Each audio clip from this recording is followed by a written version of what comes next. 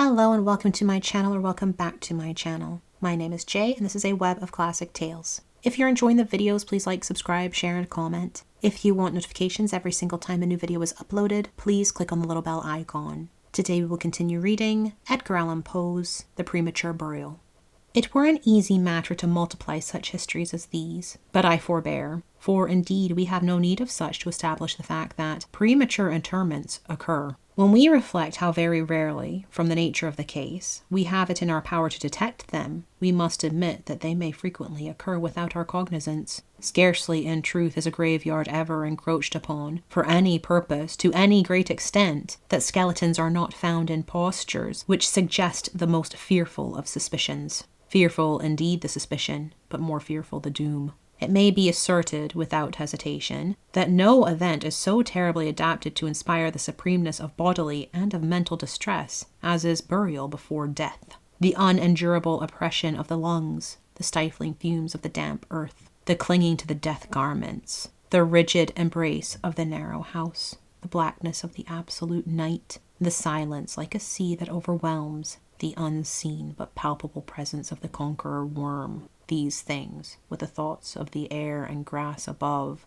with memory of dear friends who would fly to save us but informed of our fate, and with consciousness that of this fate they can never be informed, that our hopeless portion is that of the really dead. These considerations, I say, carry into the heart, which still palpitates, a degree of appalling and intolerable horror from which the most daring imagination must recoil. We know of nothing so agonizing upon earth. We can dream of nothing half so hideous in the realms of the nethermost hell, and thus all narratives upon this topic have an interest profound, an interest, nevertheless, which, through the sacred awe of the topic itself, very properly and very peculiarly depends upon our conviction of the truth of the matter narrated. What I have now to tell is of my own actual knowledge, of my own positive and personal experience. For several years I have been subject to attacks of the singular disorder which physicians have agreed to term catalepsy, in default of a more definitive title. Although both the immediate and the predisposing causes, and even the actual diagnosis of this disease are still mysterious, its obvious and apparent character is sufficiently and well understood. Its variations seem to be chiefly of degree. Sometimes the patient lies, for a day only, or even for a shorter period, in a species of exaggerated lethargy. He is senseless and externally motionless, but the pulsation of the heart is faintly perceptible. Some traces of warmth remain, a slight colour lingers within the centre of the cheek, and, upon application of a mirror to the lips, we can detect a torpid, unequal, and vacillating action of the lungs. Then again, the duration of the trance is for weeks, even for months, while the closest scrutiny and the most rigorous medical tests fail to establish any material distinction between the state of the sufferer and what we conceive of absolute death.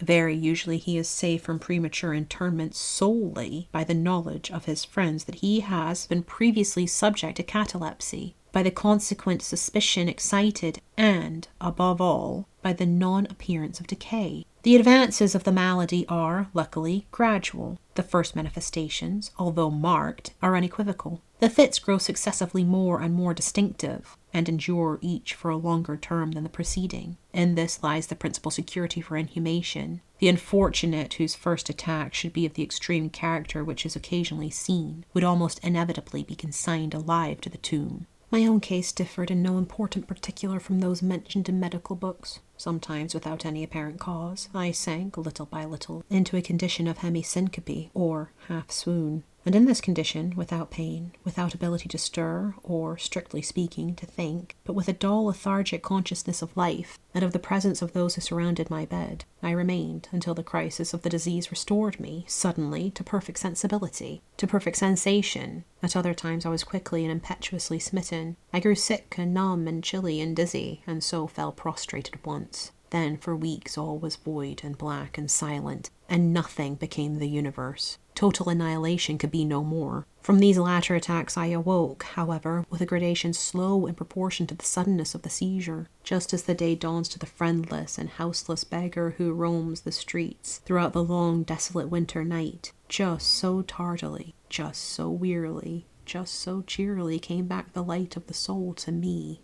Apart from the tendency to trance, however, my general health appeared to be good, nor could I perceive that it was at all affected by the one prevalent malady, unless, indeed, an idiosyncrasy in my ordinary sleep may be looked upon as superinduced. Upon awaking from slumber, I could never gain, at once, thorough possession of my senses, and always remained, for many minutes, in much bewilderment and perplexity, the mental faculties in general, but the memory in especial, being in a condition of absolute abeyance. In all that I endured there was no physical suffering, but of moral distress and infinitude. My fancy grew carnal. I talked of worms, of tombs and epitaphs. I was lost in reveries of death, and the idea of premature burial held continual possession of my brain. The ghastly danger to which I was subjected haunted me day and night. In the former, the torture of meditation was excessive; in the latter, supreme. When the grim darkness overspread the earth, then, with every horror of thought, I shook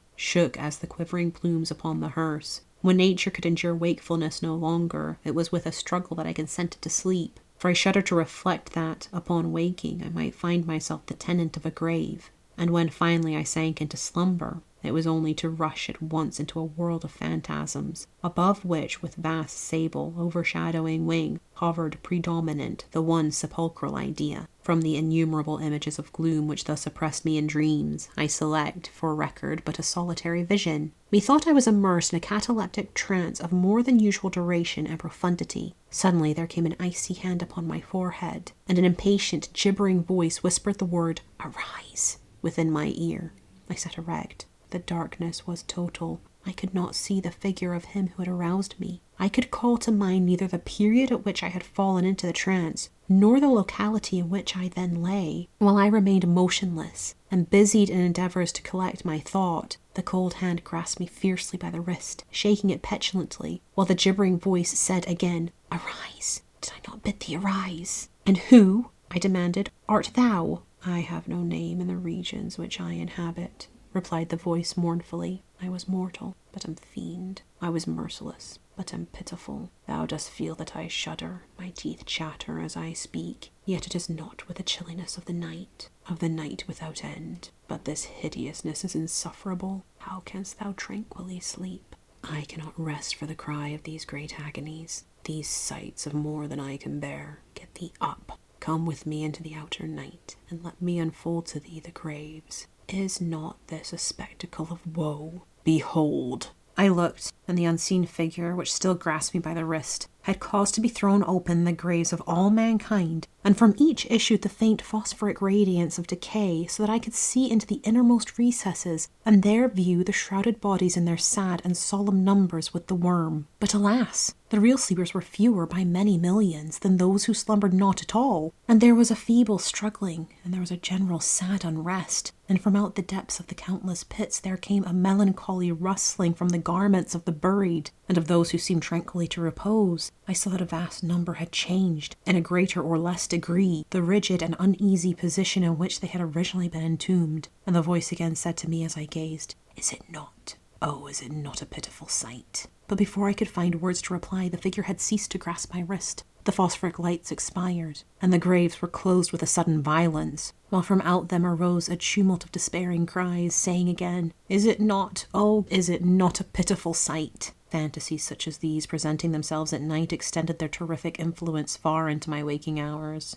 My nerves became thoroughly unstrung, and I fell a prey to perpetual horror. I hesitated to ride, or to walk, or to indulge in any exercise that would carry me from home. In fact, I no longer dared trust myself out of the immediate presence of those who were aware of my proneness to catalepsy, lest, falling into one of my usual fits, I should be buried before my real condition could be ascertained. I doubted the care, the fidelity of my dearest friends. I dreaded that, in some trance of more than customary duration, they might be prevailed upon to regard me as irrecoverable. I even went so far as to fear that, as I occasioned much trouble, they might be glad to consider any protracted attack as sufficient excuse for getting rid of me altogether. It was in vain they endeavoured to reassure me by the most solemn promises. I exacted the most sacred oaths, promise that under no circumstances they would bury me until decomposition had so materially advanced as to render farther preservation impossible. And even then my mortal terrors would listen to no reason, would accept no consolation.